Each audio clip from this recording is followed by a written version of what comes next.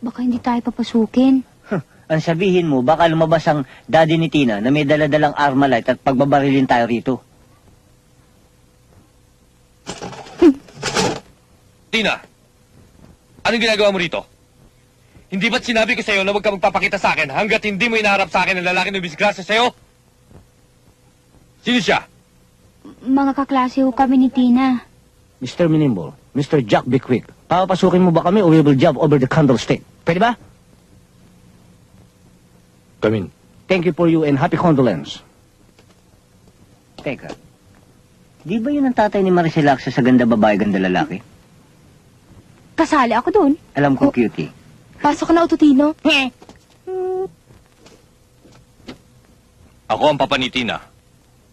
Ako naman ang mama ni Tina. At kami naman ang mga kaibigan ni Tina. Ano may paglilingkod namin sa inyo? Nakahanda kami sa lahat ng oras para sa aming kaibigan. Anong pinagsasabi nyo? Bahay namin to ah! Bakit? Inaangkin ba namin? Kaya kami narito para lutasin ang problema ni Tina. Malulutas lamang ang problemang yan. Kung maihaharap mo sa amin ang lalaking yon. Kaya kami nandito para hindi masira ang maganda niyong pagtitinginan. Anong ibig mo sabihin? Papa, ako ang lalaking hinahanap ninyo. Narito ako para panagutan ang ginawa ko kay Tina. Ano? Ikaw nakadisgrasya sa anak ko?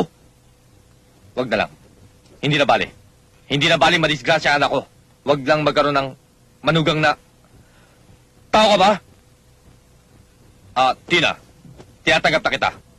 Kahit na walang ama ang bata. Tina, ayos na problema mo. Thank you, Madonna. Papa, you're so rude. Rude. Capital R-I-P. Rude. The long and winding rude.